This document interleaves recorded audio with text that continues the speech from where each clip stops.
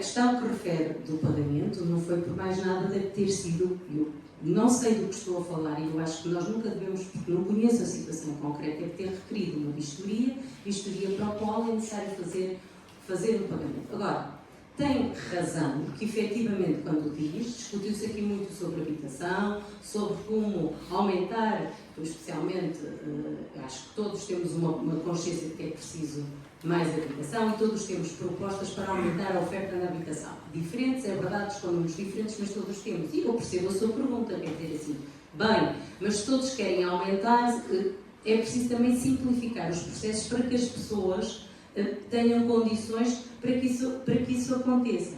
E eu acho que a forma como os serviços de urbanismo funcionam na Câmara do Porto já são um exemplo bom a nível nacional. Não tenho dados nem indicadores para lhe dizer que são os melhores ou os piores, acho que não é outro ranking que nos interessa, mas funcionam bem.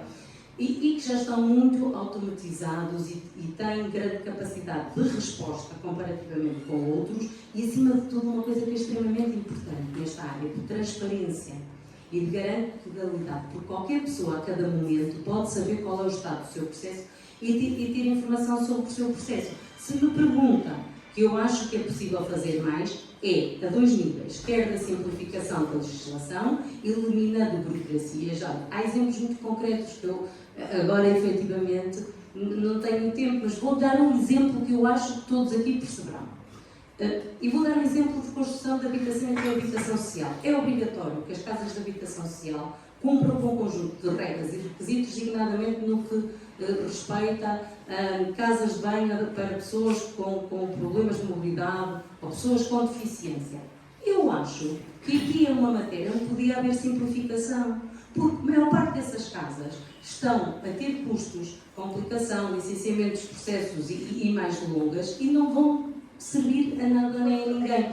Tem que haver... A questão é, tem uma casa resoluta em que está a degradar-se, está a destruir uma habitação normal e a Câmara, por isso, simplesmente foi-se preocupar, em vez de resolver o problema, ou tentar agilizar o problema, não, foi levantar. Ouça, está a falar de uma habitação de luta que não é propriedade municipal nem do Estado, que é de um outro particular. E nós, quer queiramos, quer não, nós temos que ter aqui algum respeito e agir dentro do enquadramento legal, pois podemos concordar com ele ou não. Eu não posso obrigar um particular a dispor da casa dele e da propriedade dele livremente, não é? E já houve quem tentasse fazer isso, mas sem sucesso, e essa medida teve que ir para trás. E eu não me revejo também num país assim. Concordo consigo que é possível fazer mais e melhorar mais. Agora, estamos a falar da sua situação em concreto, e merece-me esse respeito, mas eu não o conheço com detalhe suficiente para poder responder com rigor, e portanto estamos aqui no campo do achismo, que eu acho que também... Obrigadíssimo. Vou só passar aqui a palavra ao Sérgio. Numa visão mais generalista, no sentido da agilização do processo administrativo, penso que é aí que está o problema desta senhora. Qual é que é a vossa proposta da sua candidatura para esta questão? Antes de nada, eu não falar de mobilidade e não o vou fazer agora, mas queria dizer duas coisas em relação àquilo que a senhora não nos disse o seu nome, portanto, não pode. Isabel. O seu caso é parecido com muitos que nós recebemos queixas na Câmara, e eu recebo, ele Figueiredo também recebe, bastantes, aliás, e, portanto, não é um caso único. Evidentemente que não vai estar a discutir aqui o seu caso, mas, de facto, também não é só o seu caso. Aliás, há pessoas que têm casas ao lado das suas, em ruínas, e até, inclusive, muitas vezes, a prejudicar a própria habitação. Portanto, eu, pessoalmente, acho, e estou a dizer pessoalmente, porque não estou sequer a vincular o partido, eu sou independente, não estou sequer a vincular o partido pelo qual candidato, eu acho que nós temos que ir mais além relativamente a este tipo de situações. Não é possível que nós tenhamos muitas casas no Porto, algumas em ruína, outras em pré-ruína, outras quase no chão, e só porque é para propriedade privada não se vai fazer absolutamente nada. Até porque isto não é urbanismo, isto não é coisa nenhuma, isto é o abandono. Portanto, não faz sentido. Agora, relativamente à questão de simplificação, eu tenho sempre algum problema com a simplificação. É que a simplificação, por exemplo, já estivemos aqui a falar muito rapidamente sobre o licenciamento zero, foi simplificação. E depois fomos a ver o licenciamento zero, uma desgraça absoluta. Estou a falar dos estabelecimentos comerciais, licenciamento zero. Portanto, quando simplificamos, às vezes depois temos outros problemas. Imaginem a aplicação do licenciamento zero para a construção de habitação na cidade. Imaginem o que é que poderia acontecer. Por exemplo, é evidente que nunca seria possível, porque há questões legais que têm que ser cumpridas. Mas um licenciamento, ou seja, agilizar o licenciamento em termos urbanísticos, poderia ser uma desgraça ainda maior do que o que já temos na cidade. Portanto, é sempre preciso ter cuidado. Agora, os serviços, capacitar os serviços, ter mais recursos naquilo que é possível. É sempre possível. Eu acho é que também penso, sinceramente, que a Câmara do Porto não é seguramente a pior de todas do país, nem pouco mais ou menos em termos de agilidade de serviços, mas de licenciamentos, mas muitas das vezes, até porque muitas vezes é chamado para fazer coisas que não pode. Nem há isso. E, portanto, os cidadãos não percebem isso, e claro que não percebem, mas muitas das vezes chama-se a Câmara para fazer coisas que depois não têm autoridade para fazer nem lei. Relativamente à ocupação desses espaços que têm ali, eu acho que ainda bem que ocuparam, aliás, não é ocupar todos.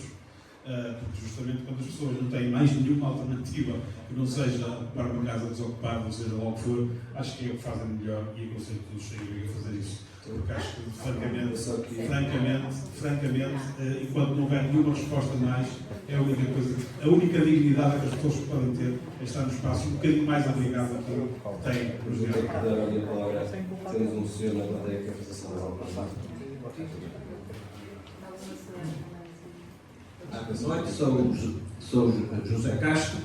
Porque estamos na beneficência familiar, não queria deixar de lembrar a figura de António Reis, que, pronto, como presidente desta instituição, deu um apoio extraordinário, absolutamente decisivo, para que se conseguisse reverter o processo de destruição anunciado do mercado do milhão. E aqui há uns anos atrás, não é?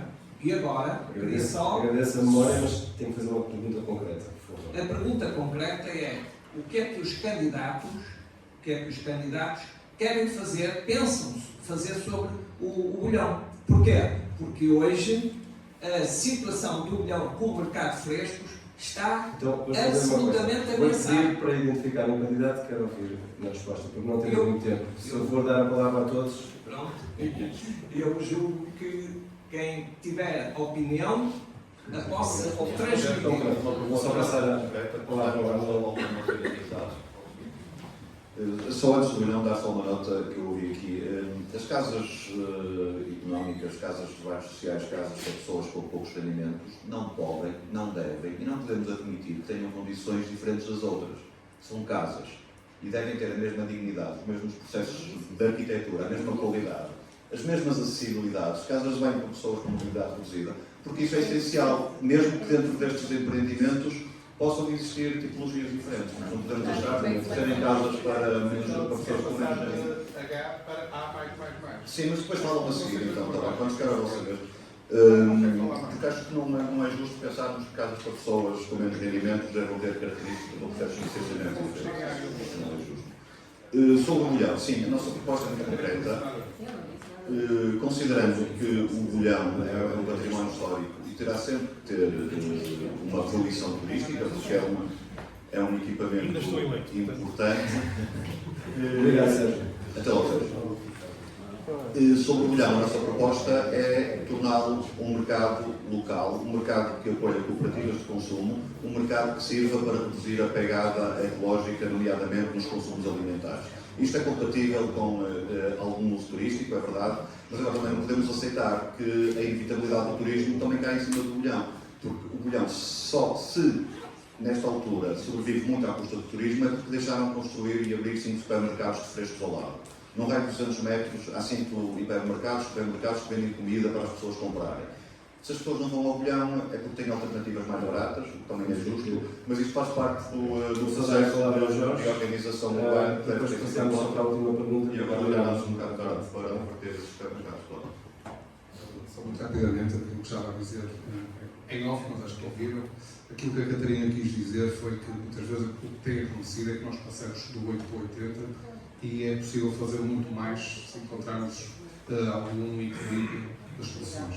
Aquilo que ela referiu é que nos bairros municipais aquilo que se exigiu foi passar de um certificado energético que estava ali no HAD, exigiu-se que fosse A++, e quando estamos a falar de edifícios que têm 60, 70 anos, e por mais que o investimento que isso seja feito, e onde seja feita ao tal executivo, ao nível da melhoria da certificação energética, houve grandes avanços nos bairros municipais. Eu prefiro usar o termo municipal e social, desculpe.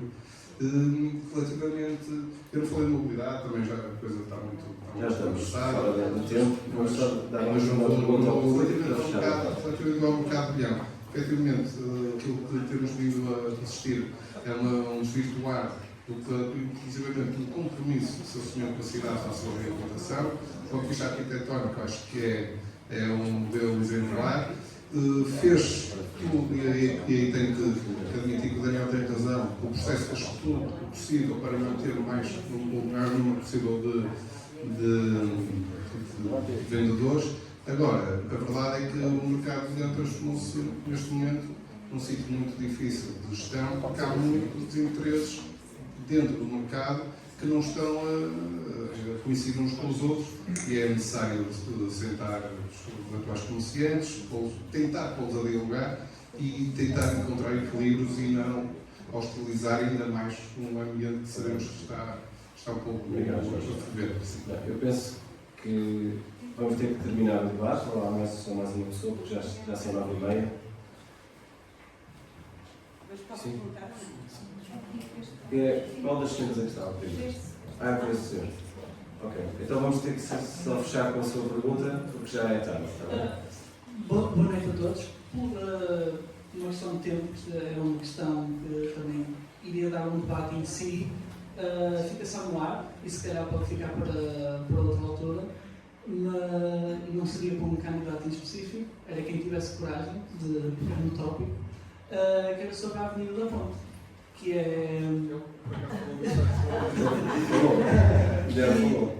E era sobre o tópico da Avenida da Ponte. Era uma pergunta em duas partes. Se o candidato tivesse coragem de pegar isto, se concorda com o processo feito até agora, ligeiramente antidemocrático, e quais seriam as suas ideias, ou o partido que está por trás, defenderia para voltar uma área com 17 mil metros quadrados no seu histórico de Porto. Ok, obrigado. Então vamos terminar com a sua pergunta. O Guilherme. Este processo é um processo que eu comecei a seguir porque vocês me falaram disso, exatamente que nós entrar em contato com os partidos para promover. Aquilo que acontece é que nós temos um projeto que já existiram dezenas de estudos para isso nas últimas décadas, mas nós temos um projeto agora que foi aprovado, para onde está em frente dos arquitetos da CCV, e o que vai acontecer é que dizem que vão ter algumas casas para ser controlada, tem um certo projeto, e há muitas pessoas que estão descontentes com isto. Aquilo que eu acho, enquanto representante do VOLT, é devia haver um debate público sobre isto antes da Câmara estar a fazer. E eu sei que isto não é a norma em Portugal. Eu sei que a norma é decidimos e está feito. Mas nós, enquanto VOLT, e eu enquanto pessoa que vai a painéis de cidadãos europeus, em que a própria Comissão Europeia, que nós achamos que está muito distante, nos quer ouvir, eu acho estranhíssimo a Câmara do Porto não nos ouvir, não ouvir os moradores, não ouvir os ativistas e não ouvir os arquitetos. Portanto, devíamos congelar esta decisão e devíamos ter um debate público que pegue de todos estes estudos, os põe em cima da mesa e qualquer pessoa pode participar, contribuir e depois é que se decide. Portanto, é um bocado isso que eu quero fazer. Depois, claro, aquilo que vai acontecer deve ser, devemos ter espaços verdes, devemos ter uma nova mobilidade e devemos ter uma arquitetura que seja compatível com a cidade, sem que esteja a colocar tudo em risco. Portanto, deve ter habitação, deve ter transporte, mas acima de tudo deve ser falar com as pessoas, porque se falarmos com as pessoas, estas coisas vão surgir. Obrigado. Só dá a palavra à Catarina. Desculpa, eu devia ir embora, eu já não devia estar aqui, mas eu não ficava bem com a minha consciência se não dissesse alguma coisa telegraficamente. Eu não acho que deva haver, nem que deva ser feito um apelo à ocupação de casas. E eu não ficava bem com a minha consciência se não dissesse aqui isto. A ocupação de imóveis e consciência dos seus proprietários é ilegal. E esse também está protegido na Constituição e não há uns direitos. Há direitos que prevalecem uns sobre os outros. É uma regra de colisão de direitos. Mas não pode esquecer-se de uns em detrimento de outros. E para além de tudo isto, que eu já disse que seria bastante, acho que não resolve o problema nem da pessoa em situação de sem-abrigo, que merece toda a nossa atenção e merece uma política dedicada a ele, uma resposta dedicada a ele, mas que acima de tudo aumenta e gera conflitos entre vizinhos, entre comunidades e gera insegurança. Para isto, não contem com o Porto Somos Nós, nem com esta candidatura que eu represento. Muito obrigada a todos, foi um enorme gosto poder estar aqui. Peço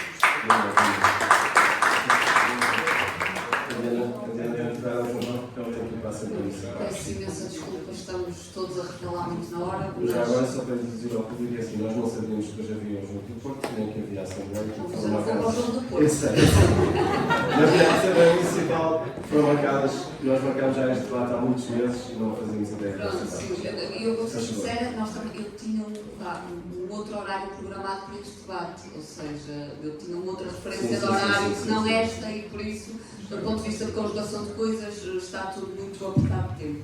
Sobre a Avenida da Ponte, o que nós entendemos é que os terrenos e aqueles blocos devem ser mantidos na esfera pública e devem ser construídos fogos de habitação, não para especulação, desde logo no âmbito de rendas efetivamente acessíveis ali, e naturalmente todo aquele espaço público deve ser mantido público, de usufruto público e devidamente cuidado. Sobre o mercado de bilhão, só uma palavra muito rápida. A CDU teve um papel determinante na defesa do mercado de bilhão e que ele não desaparecesse da cidade. Continuamos a defender, nomeadamente enquanto equipamento público, e continuamos a defendê-lo naturalmente prioritariamente como um mercado fresco, como sempre foi a sua característica, e entendemos que é assim que deve continuar, nomeadamente respeitando um conjunto de comerciantes de décadas que sempre trabalharam no bilhão e que estão neste momento, há bocado falávamos, efetivamente estão lá um conjunto de comerciantes das peixeiras e tudo mais, que estão no fundo do mercado de bilhão. Quem entra no mercado de bilhão não se depara com os antigos comerciantes do mercado de bilhão, esses estão afastados muito mais para longe. Mas é este o entendimento que temos, efetivamente, na prioridade do mercado de frescos e um equipamento público para que a população do Porto possa lá ir, como sempre foi durante décadas, e eu pessoalmente até tenho essa experiência de ir lá comprar muitos legumes e muitas frutas e coisas de muito boa qualidade.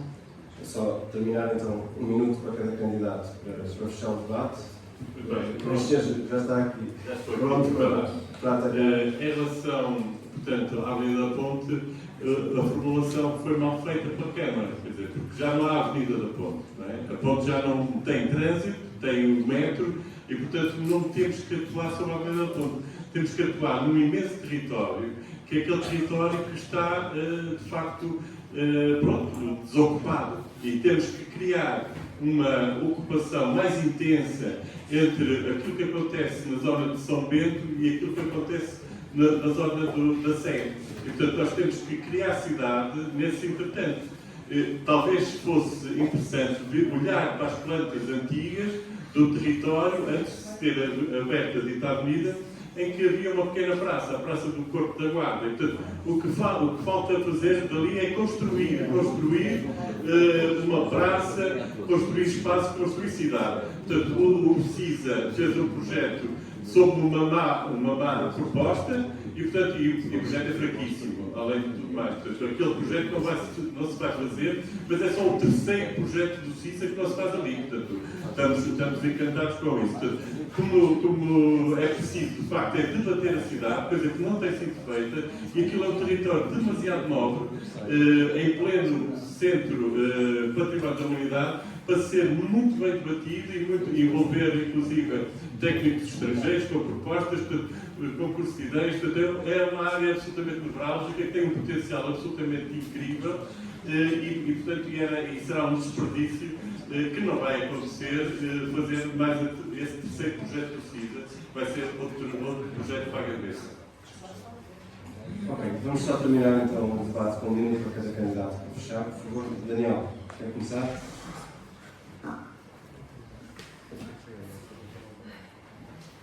Muito obrigado. Eu acho que no próximo dia 12 o que está em causa é se nós queremos continuar em frente ou se queremos voltar para trás.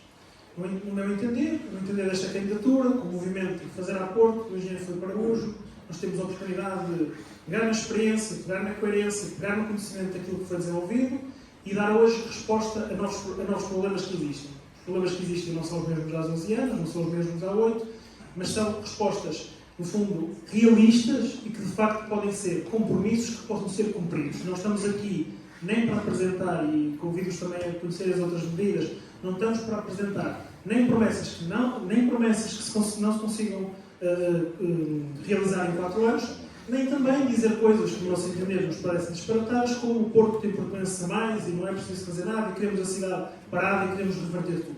Esse não é o nosso entendimento. O nosso entendimento é, com muita racionalidade, com muita coerência, dar seguimento e responder de forma realista. Obrigado. Então, os debates têm sido esclarecedores porque têm-nos mostrado os 2 caminhos de cidade, uma que retoma esta herança. Aliás, há 3 ou 4 candidatos que se reclamam herdeiros destes 24 anos de governos de direita. Nós não estamos aí, estamos do outro lado, queremos dar a volta a isto, construir uma cidade onde toda a gente possa construir com qualidade uma vida em liberdade. Por isso precisamos de habitação, mobilidade, espaços verdes, cultura e educação e acesso à cidade sem limites, sem restrições. E é nisso que o LIVRE vai investir. Nós estamos aqui para ser governo de cidade, estamos para ser parte da solução, não queremos ser só oposição. Muito obrigado, Carinho. Desculpa, não falar muito parece. Obrigado. Todas estas coisas.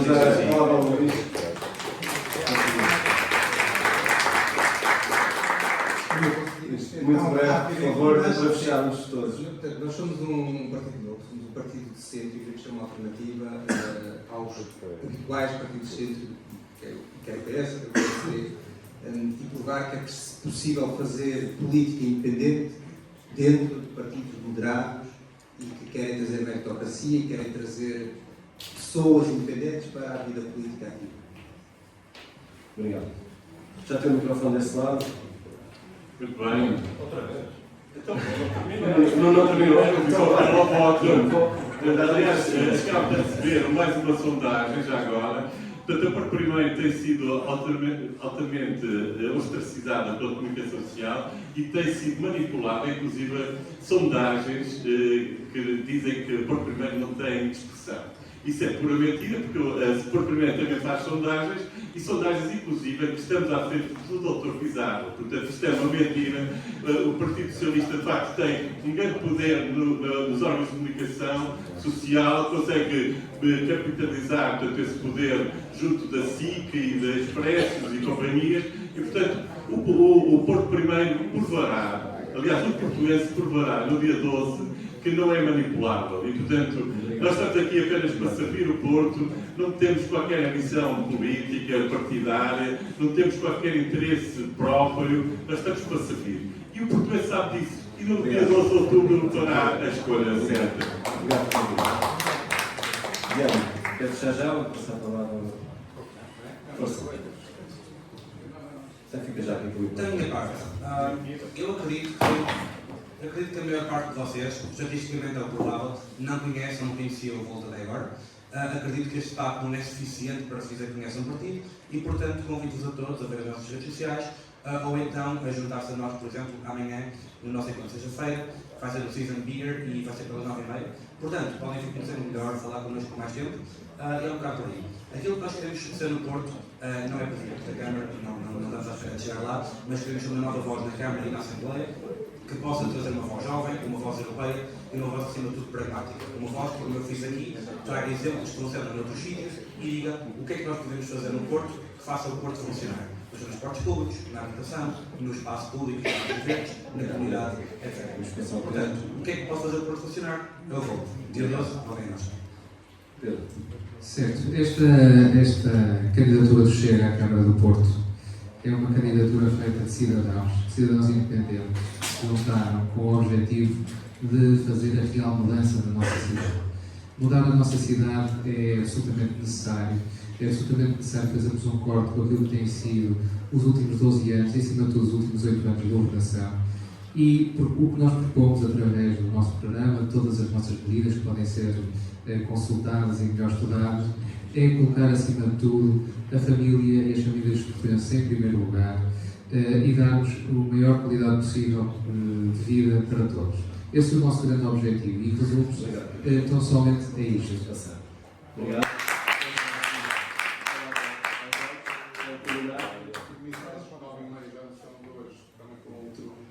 Vamos terminar então. Faz como é. Já estão convidados. Agradecer, declarar o agradecimento ao convite e ao novo convite. É sempre muito bom vir a esta casa. Agradecer-vos também a vocês. Este debate vai para lá das 2h30 e continuam existentes, o que é um sinal que o Porto quer debater e participar ativamente na construção no futuro da cidade e dizer-vos que, caso precisamos ou aconteça dos portuenses, estaremos sempre disponíveis para dialogar, tanto convosco como com todas as forças políticas aqui presentes, sejam elas eleitas ou não. Obrigado, Jorge. Só para terminar, antes de mais, agradecer aos candidatos pelo civismo com que fizeram este debate, pois nunca se atropelaram, respeitaram sempre a opinião uns dos outros. Agradecer ao Quindico por terem cá vindo e a ABF está aqui com estes debates esportivos. Até à próxima. Boa noite.